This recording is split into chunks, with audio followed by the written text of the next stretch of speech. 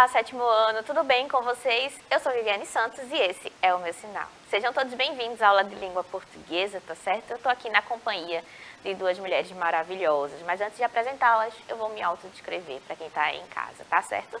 Eu sou uma mulher negra de cabelos escuros, lisos, curtos, tenho olhos escuros, uso óculos arredondados, tô em pé aqui diante da nossa câmera e visto uma calça jeans azul e uma blusa também azul. Me acompanhando na aula de hoje, eu tenho a nossa querida intérprete Laisa. Seja muito bem-vinda, Laisa. E no chat, fazendo a comunicação com vocês, eu tenho a nossa professora Adriana Maria. Vamos dar um oi para ela? Olá, pessoal, tudo bem com vocês? Eu também vou me autodescrever, não é? Eu estou vestindo blusa verde, calça jeans azul, sou uma mulher de cor parda, uso óculos, tenho cabelo tamanho médio, estou sentada por trás de um computador e tenho a alegria de estar aqui interagindo com vocês e com a professora Viviane Santos. Vamos juntos nessa aula que vai ser maravilhosa. Vamos nessa, Vivi. Vamos junto, Adri. Hoje a gente tem uma aula de interpretação de texto, onde a gente vai entrar em contato com algumas narrativas específicas. Então vai ser um caminho legal para a gente percorrer, tá certo? A gente vai fazer, na verdade, um passeio por textos de dois autores negros importantes para a literatura, né? O primeiro texto é um conto africano e a gente está no mês da consciência negra, então é sempre importante que a gente entre em contato com esses escritores, né? E com os textos, com o que eles têm a dizer. Então a gente vai fazer um caminho assim, um passeio legal por esses dois textos, tá certo? Vamos começar? A gente começa com um texto vindo direto do continente africano. Nele, há uma história de como a Terra se organiza e como nós a conhecemos hoje. Meio vago, né? Mas assim que eu começar a leitura, vocês vão entender muito bem do que o texto trata, qual é a historinha que ele tem para contar pra gente, ó. O título do texto é Babak contou como os vulcões e as estrelas nasceram na África. Pelo título, a gente já deduz que é um texto com caráter de lenda, né? Com caráter de mito, um texto que busca explicar alguma coisa pra gente. Então a gente vai fazer a leitura do texto e tentar ver o que é que a gente consegue tirar dele, tá certo? De interpretação. Bora lá, bora começar. As estrelas cintilam e nessa oscilação percebemos um tinido de sons que vem do passado. Então, já começa a explicar as coisas que vieram do passado e a gente já percebe que é alguém contando uma história, né, para outras pessoas. Nas épocas remotas, nasceram as lendas para contar ao mundo como eram as coisas quando as palavras não tinham nascido. Então, antes de tudo ter explicação, o que existiam eram as lendas. E essas lendas explicam o mundo para as pessoas, para as comunidades, tá certo? Babak, que é o contador da nossa história aqui. Os meninos se agruparam ao redor da fogueira. Eles gostavam de ouvir a voz daquele senhor. Quando o ancião Babak falava, parecia que toda a selva parava para escutar. E aqui a gente já tem o começo da nossa história.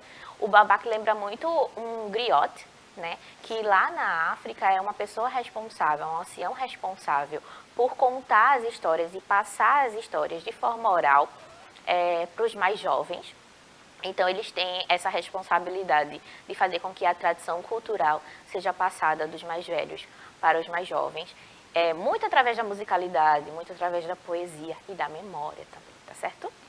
Nenhum animal matava o outro. As árvores deixavam de crescer e até o inquieto coelho ficava intocado. Quando as orelhas pontiagudas, reunindo todas as palavras, os suspiros, os silêncios, o velho dizia. Ele começava a contar as histórias. Então, tudo ao redor das pessoas e do Babak, a floresta, os animais, tudo silenciava, tudo ficava muito quieto para que a história fosse contada e fosse ouvida. Então, o homem começava, né, a contar a história. Há muitos séculos e milênios, quando o mundo ainda estava sendo construído e nada era o que parecia e nenhuma coisa era como a conhecemos hoje, aconteceu uma história muito estranha lá na África Antiga. Era o continente mais enigmático e o mais desconhecido. E o que será que aconteceu lá? Vamos descobrir, né? Suas terras eram diferentes dos outros continentes. Nelas moravam animais descomunais, grandes, né? Indescritíveis e raros. Seus homens falavam línguas de sons estranhos. Seus deuses eram caprichosos e incompreensíveis como o som das palavras que falavam. Ocorreu naqueles dias que o continente e o céu estavam completamente colados um no outro. Assim, aquela grande capa azul que era a terra, né, que era o céu colado com a terra, com estampados de algodões suaves, que eram as nuvens, e úmidos, protegiam a terra das inclemências da natureza. É como se o céu, as nuvens, né, protegessem a terra dos grandes acontecimentos climáticos, por exemplo, né, da chuva, dos trovões, dos raios. Então, a terra estava protegidazinha ali pelo céu. Bonita essa imagem, né, professora Adriana? Sim. Vamos continuar nossa história. Tudo era agradável e tenro naqueles tempos, ou seja, doce, né, sutil, suave, em que não havia sido inventado nem o tempo. Então, não existia o cronometrar do tempo. A gente não utilizava o relógio para ver as horas, né? Ninguém sabia como eram os minutos, nem as horas. E nem haviam inventado a divisão dos dias e das semanas. Então, o tempo ele só passava, mas ele não era registrado ou cronometrado. A gente não conseguia marcar o tempo. Quando chovia muito, os algodões tenros das nuvens absorviam a água que sobrava. Então, a gente já tem aí a formação das nuvens. Quando o sol esquentava demais a terra, a capa azul suava e cobria tudo com uma neblina agradável que fazia a temperatura baixar. Tudo era perfeito. Não havia nem grandes calores e nem frios excessivos. A natureza se protegia a si mesmo com esmero. A gente tem aí uma redundância, né? Se protegia a si mesmo, mas o texto é assim mesmo, tá? Aconteceu em uma manhã que duas mulheres estavam em plena selva preparando a comida para dar almoço ao povo da aldeia. Enquanto moíam o pães, que é uma espécie de grão, tá, de cereal, que as pessoas usam para se alimentar em seus pilões, elas cantavam aos deuses e falavam sem cessar. Cada vez que levantavam com força a mão do pilão para moer, davam golpes duros no céu. Em cada rebote sobre o grão, faziam grandes buracos na terra. Então, bora lá. A gente tem uma imagem aqui, que as mulheres estavam moendo, né, o pães, que é esse tipo de grão que elas usam para se alimentar. E enquanto elas batiam no grão, as batidas faziam buracos na terra. E aqui a gente já tem um movimento de como essa atitude vai influenciar na formação dos vulcões, na formação das estrelas. Então, bora continuar o nosso conto. Ó. O céu se queixava, a terra protestava. Elas continuavam cantando cada vez mais alto, sem escutar as melodias. Cada vez que batiam no céu, faziam uma ferida incurável e a terra rachava em cada toque. Então, aos pouquinhos, a insistência das mulheres em bater, né, em moer esse grão, faziam com que a terra fosse rachando e, consequentemente, alguma coisa ia acontecer dessa rachadura, né? As mulheres falando, tagarelando e cantando não ouviam os gritos de dor da terra e o alarido do céu. Então, olha, a terra começou a sentir os batuques, né, que as mulheres faziam no pilão e alguma coisa vai acontecer disso. Como a gente sabe, hoje em dia a terra e o céu não são coladinhos, né, eles são separados. Então, a gente já consegue inferir aí o que é que vai acontecer. Bora lá voltar para o texto. Assim, para não sofrer, o firmamento, que é o céu, tá? E o chão decidiram se afastar o máximo possível. Foram para os lugares em que estão até a atualidade. As batidas na terra formaram crateras que lançam de vez em quando lavas acesas para lembrar as mulheres tagarelas o dano que fizeram. À noite, podemos ver as lacunas que as batidas causaram no céu, deixando passar os raios de luz que a capa negra da noite oculta. Hoje chamamos de estrelas esses buraquinhos no céu, que são originários desse batuque das mulheres no pilão. Tá certo? O velho babaca se calou. As estrelas pareciam mais brilhantes. Os meninos e as meninas cantaram muito baixinho e, sorrindo, caminharam até as cabanas de tijolo, cru e palha. O coelho começou a fazer as travessuras e traquinagens de todas as noites. Então percebam que quando o babaque finalmente termina a história, o ritmo da comunidade volta ao normal. Lembra que no começo da história todo mundo tinha se aquietado e silenciado para poder escutar o que é que o babaque ia contar pra gente? E agora que ele terminou a história, todo mundo consegue voltar para a sua atividade, o coelho consegue voltar a fazer suas traquinagens. E assim, a gente tem uma lenda que explica como surgiram os vulcões e como surgiram também as estrelas, né? As estrelas seriam esses buraquinhos que surgiram no céu por causa da martelada das mulheres no pilão, e os vulcões seriam também por causa da terra rachando. Então, a lava quente é uma lembrança de como elas dançaram, de como a comida foi moída e assim sucessivamente. Então, aqui a gente tem a origem de coisas que sofrem que são acometidas por essa explicação mitológica ou lendária, tá? O conto, ele nos conta de forma bem lúdica, na verdade, o surgimento dos vulcões e das estrelas, em como a vida humana influencia a natureza.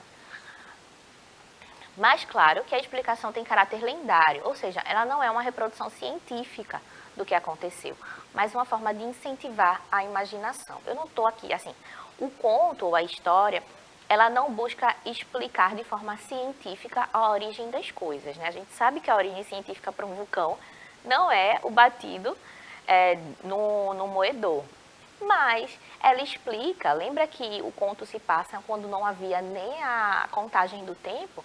Então isso é muito remoto na nossa história, muito lá atrás, antes mesmo da ciência ser instaurada tal como a conhecemos, antes da gente ter acesso a todos esses conceitos que explicam as coisas de forma científica. Então ele busca organizar, e essa é muita função da lenda, organizar para uma comunidade um determinado feito para suprir essa necessidade humana de explicação. Então, por que as coisas existem? Como elas se organizam? Então, a lenda tem muito esse caráter de dar respostas, mesmo que elas não sejam científicas ou mesmo que elas não sejam definitivas sobre determinado assunto, tá certo? A história, ela serve muitas vezes como acalento e aproximação entre as pessoas. Quando os mais velhos de um grupo social contam histórias aos mais jovens, o elo que mantém esse povo, ele é solidificado. E aí, por isso que a gente entende também a importância da figura do griote e a importância da figura do babaque, que é essa pessoa que conta aqui as histórias, muito possivelmente para os mais jovens da comunidade. Assim também como conta para os animais que estão ao redor, para a natureza que está ao redor. Então, o fascínio de contar a história, ele é atemporal, né? E ele contamina todo mundo, né? A gente se entende e se enxerga na história, a gente se faz pertencer a esse grupo social, porque ele assim reconhece tal fato. Então, a importância disso, a importância da manutenção da cultura por meio da oralidade. Então, tudo isso está preservado na figura do griote e no nosso conto aqui, na figura do babaque, tá certo? A literatura africana tem muita ludicidade. Eu, particularmente, sou fanzaça, né? Eu gosto muito, eu acho que tem muita poesia também. Ela nos inspira, visto que muitos países africanos compartilham o português com o Brasil, como idioma oficial, e outros escritores ao redor do mundo também. Então, os textos africanos são, de forma geral, muito ricos em poesia. E como alguns países africanos falam também português, que é uma herança, inclusive, do processo colonizador, tal qual sofreu também o Brasil, né, com relação a Portugal, a gente também tem esse ponto em comum, que é a utilização do português. Então, muitas vezes, a gente não precisa nem de tradução para ler um texto de origem africana. Então, um texto angolano, por exemplo, um texto de Moçambique, de Guiné-Bissau, eles são escritos muito provavelmente em português. Claro que há outros idiomas também, assim como o Brasil também tem outros idiomas indígenas, né? Então, mas muitos desses textos a gente consegue acessar sem precisar de tradução. Então, é uma influência muito palpável, muito próxima da gente, que a gente consegue acessar com muita facilidade.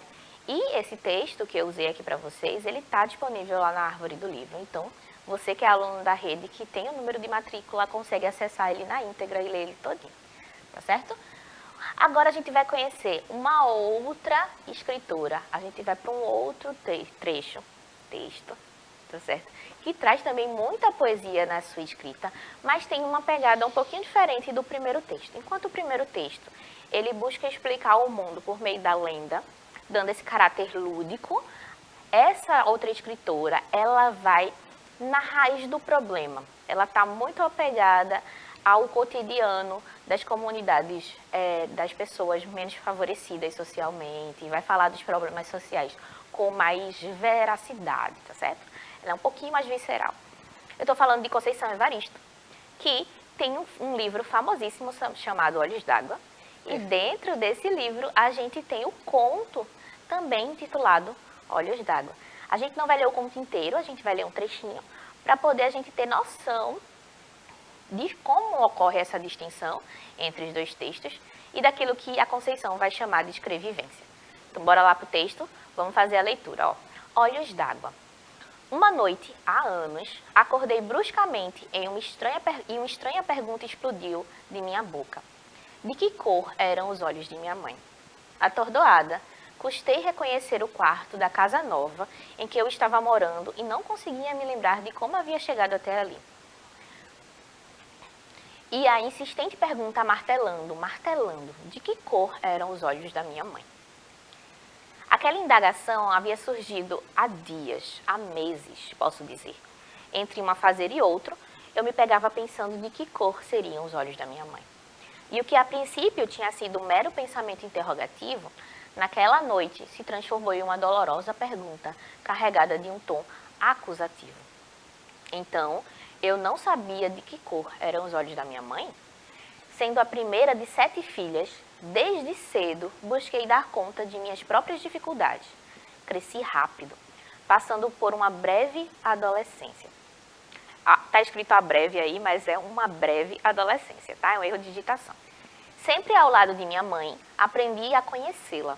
Decifrava o seu silêncio nas horas de dificuldades, como também sabia reconhecer em seus gestos prenúncios de possíveis alegrias. Então, a gente tem aí um trechinho, na verdade, de Olhos d'Água. O texto não está completo, mas nesse trechinho a gente já consegue perceber algumas coisas. Por exemplo, o caráter verídico dessa história. O que a gente pode inferir a partir dessa leitura? Que muito provavelmente essa personagem, ela foi afastada da sua mãe. Seja por qual motivo foi, o texto continua, né? E a gente não tem essa resposta nesse trechinho que eu separei aqui para vocês, mas por algum motivo ela se separou da mãe. E a perda dessa memória hereditária é uma coisa que está angustiando a personagem e vai angustiar durante toda a narrativa, tá certo? Vamos fazer a interpretação desse trecho que a gente selecionou aqui para vocês. O texto segue falando sobre hereditariedade e herança cultural e ancestralidade. E faz com que a gente se reconheça em algum lugar. Então, a nossa personagem ela está um pouco perdida, porque ela perdeu essa memória afetiva. É claro que falar que não lembra da cor dos olhos da mãe é uma metáfora para falar que ela não lembra da mãe. É muito mais profundo do que não lembrar a cor dos olhos. É não ter a memória afetiva dela. E também como é importante saber de onde viemos, né, as dores dos nossos ancestrais. Então, por algum motivo, se eu perco a referência daquilo que os meus pais sofreram, daquilo que os meus avós sofreram, que eles passaram de perrengue e dificuldade na vida, eu também perco um pouquinho da minha história. Então, fazendo esse trabalho de recuperação, eu também me entendo a partir dos meus ancestrais. E ninguém melhor para falar sobre a escrevivência do que a própria Conceição Evaristo, que vai definir o seu estilo como muito próprio, né? Essa vivência apegada à realidade. Então, a gente vai assistir a um videozinho curtinho em que a própria Conceição define a escrevivência. Bora lá? E quando outras mulheres negras estão escrevendo, me vem muito na memória a função que as mulheres africanas, dentro das casas grandes escravizadas, a função que essas mulheres tinham de contar a história para adormecer os da casa grande, né? A prole era adormecida com as mães pretas contando histórias, então eram histórias para adormecer.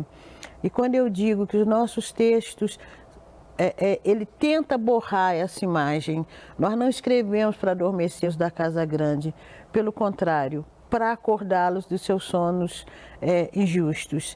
E essa escrevivência, ela vai partir, ela toma como mote de criação justamente a vivência, ou a vivência do ponto de vista pessoal mesmo, ou a vivência do ponto de vista coletivo.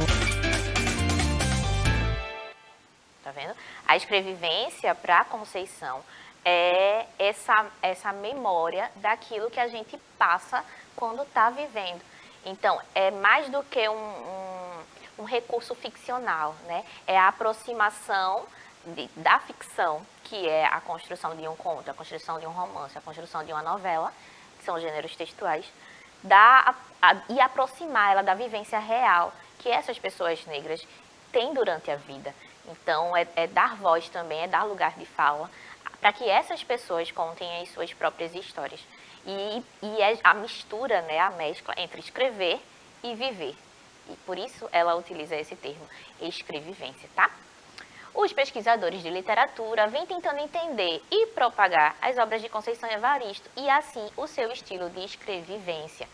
E aí eu trouxe uma definição de uma dessas pesquisadoras que vai falar um pouquinho sobre o processo de escrevivência da Conceição. Conceição Evaristo elenca a escrita de si, a qual traduz no seu projeto estético a escrevivência, por meio da qual autoras e autores negros se inscrevem na escrita por meio da vivência, marcada pela condição de subjetividade do corpo sujeito negro. Então, esse corpo negro que foi... que a literatura negligenciou, é o momento dele contar as suas próprias histórias a partir do seu ponto de vista subjetivo. Então, eu consigo finalmente dar vozes a essas pessoas. O texto continua, a autoria feminina negra é um ponto germinal, ou seja, importante, né, para o conceito, porquanto o próprio fundamento da escrevivência reside no estereótipo da mãe negra presente desde os tempos coloniais no imaginário social brasileiro. E essa escrita, intrinsecamente ligada à condição da mulher negra, buscando a desconstrução de imagens do passado. Então, é retirar esse corpo negro e retirar a função que a mulher negra sempre teve, histórico, de ser aquela mãe negra que contava as histórias e que dava auxílio a todo mundo. Então, dessa vez, a gente vai estar ressignificando isso, colocando ela como protagonista da história, para que ela conte as suas próprias dores. Então, é dar conta desse subjetivismo que cada ser humano tem, tá certo? Esse estudo é intitulado A Escrevivência de Conceição Evaristo como Estratégia Político-Discursiva de Resistência.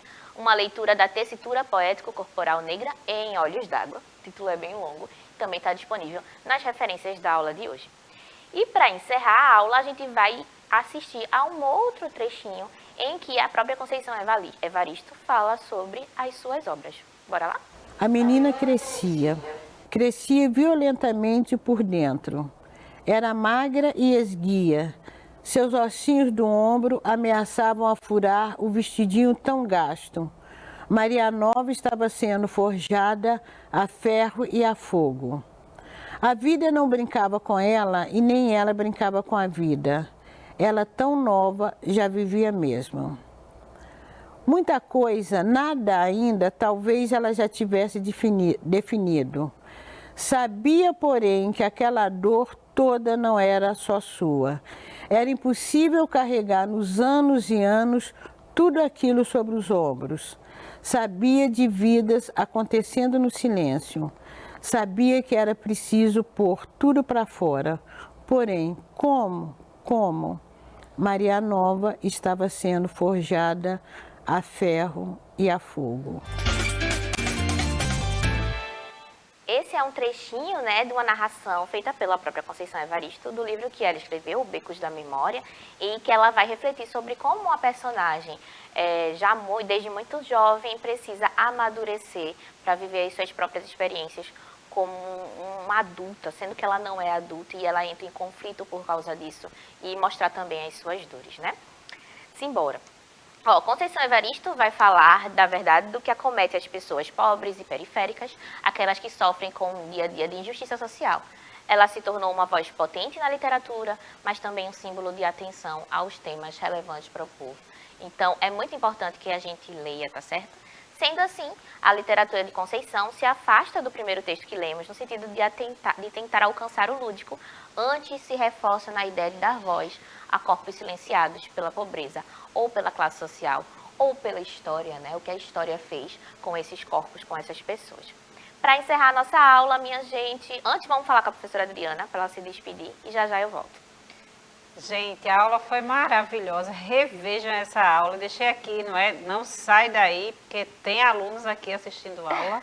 Então, foi maravilhosa. Revejam essa aula, uma riqueza literária. Um beijo no coração de vocês e até a próxima, pessoal. Que feliz saber que vocês estão aí conversando com a professora Adriana. Olha, como sugestão de atividade de exercício de pensamento para vocês, eu queria que vocês acessassem a árvore do livro, tá aí o QR Code na tela de vocês, para entrar em contato com as obras. A primeira, a lenda que a gente leu, o conto africano, e também a obra de Conceição Evaristo. Tá tudo lá na árvore do livro, de graça para vocês acessarem. Então não percam essa oportunidade. Lembrando que essa aula pode ser revista a qualquer momento lá no nosso canal no YouTube. Tá aí minhas referências. E é isso, minha gente. A nossa aula tá acabando. Eu espero que vocês tenham gostado. Um beijo. Obrigada, Laisa, produção, Adriana. E até a próxima.